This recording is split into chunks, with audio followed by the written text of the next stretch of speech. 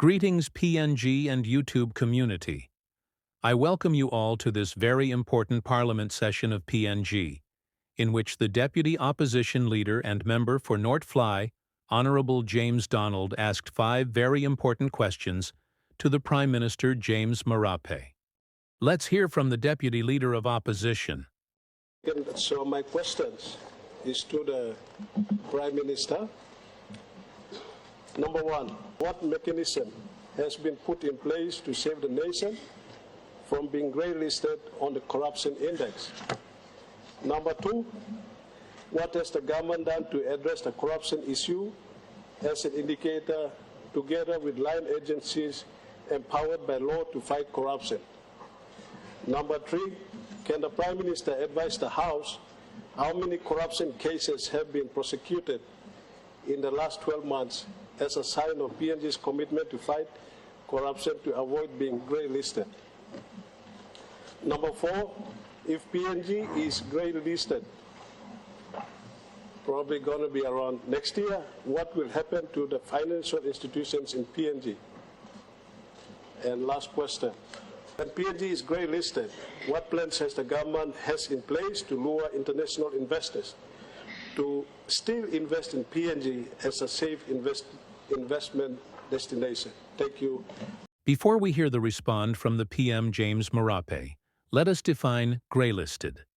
Grey-listed refers to being on the list of countries under increased monitoring by the Financial Action Task Force, FATF, for having significant deficiencies in combating money laundering, terrorist financing, and proliferation financing. Jurisdictions on the grey list have committed to resolving these issues within agreed-upon timeframes and are subject to increased oversight. This status can make financial transactions and correspondent banking more challenging and costly for the listed country due to increased compliance requirements for financial institutions. Grey-listing can negatively impact a country's financial reputation, as it signals weaknesses in its financial system. Examples of grey-listed countries, as of June 2025, Algeria, Angola, Bolivia, Côte d'Ivoire, Laos, Lebanon, Nepal, and the Virgin Islands, UK, are among the countries currently on the FATF grey list.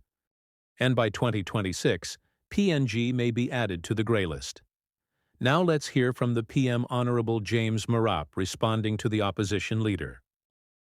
On the question asked by the Deputy Opposition Leader, I want to say the last time we were placed on the grey list was a period between 2014 to 2016, and we got ourselves uplifted out of the grey list. And right now in the mutual evaluation program that is running, it is indicated that we might be put back on the grey list in 2026. I want to give assurance to this House and to our country that the interdepartmental and agency team has been working in the last 2 years to avert the possibility of us going to the grey list.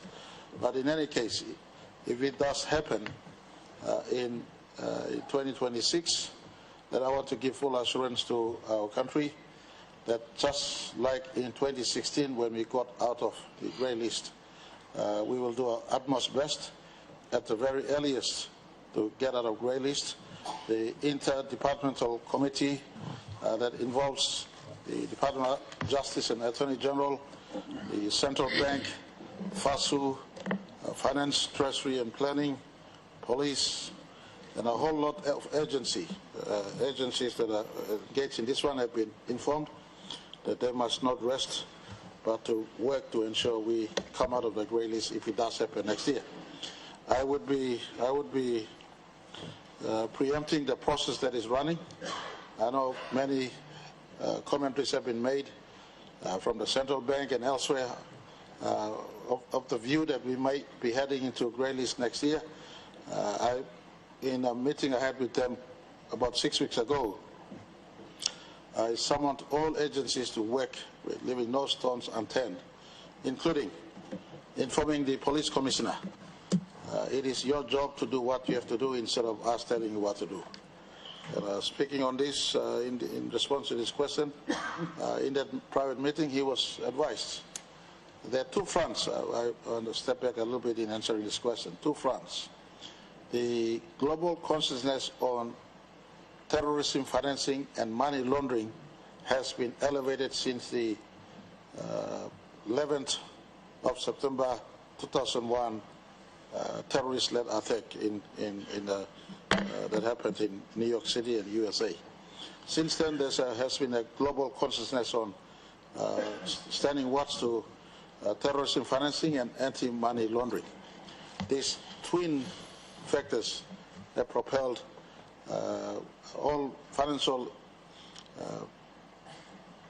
systems globally to be conscious of what must be done to curtail or stop money laundering and anti-terrorism financing.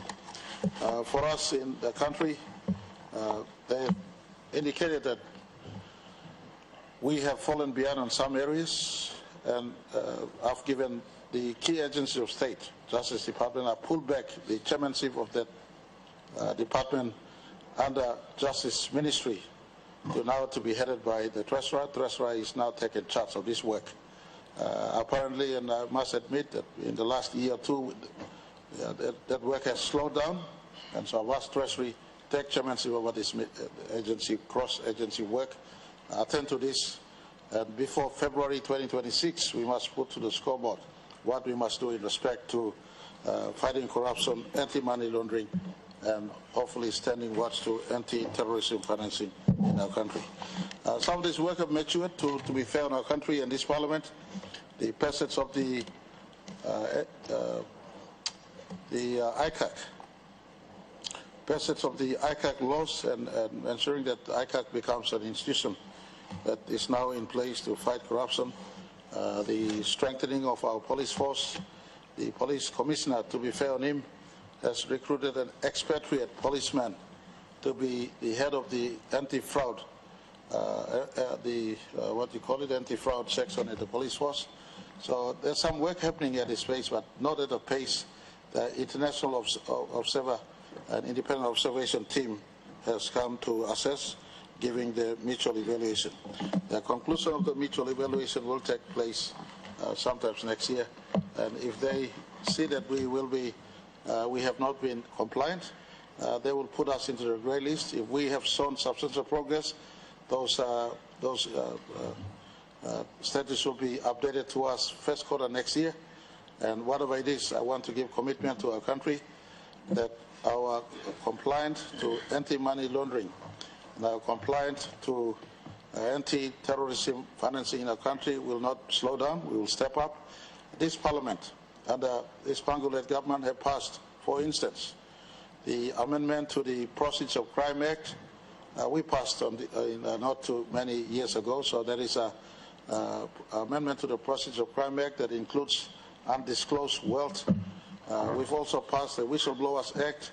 We passed the ICAC into operations, and so I've indicated to the international observation team and the mutual evaluation that is taking place, don't be unfair on our country. We've done what we have to do, but again, they've done this all over the world. There are over 50 countries, globally speaking. They're in the grey list right now, and those who work aggressively has come out of the grey list, as we once did in 2016. And so we will give a concerted effort. Whatever is the assessment in first quarter of next year, I want to give assurance to the country we will work our absolute best to make sure our country is not a place for money laundering. Our country is not a place for anti-terrorism financing. And I've indicated to the police commissioner, I told him in that meeting publicly, it was a meeting full of 30 people, of all, from Central Bank, from Justice Department, from Finance and Treasury. All the agency head was there, Mr. Deputy Speaker. And for the record, I told them, Mr. Police Commissioner, you don't need to look far out. Pick up a file. For instance, the allegations in the public space on the recent dispatch of 41 million kina from Finance Department. Go and check them. You want to prosecute money laundering or illegal transaction? Check if those payments are correct payments. If that happens, prosecute those who are engaged in illegal transactions. Start from our own finance department. So that instruction has gone out, and I'm not the police commissioner to do the police commissioner's job. That's his job to do. So I want to give assurance to our country that if it is that we are placed to the grey list in 2026, then we will work to get ourselves out of the grey list. And it gives us an opportunity to reconstruct a platform in which money laundering is not part of our economy, a platform in which anti-terrorism or terrorism financing is not part of our economy, and a safer, stronger, resilient economy that removes corruption from our midst. And that is the work we must do. If the independent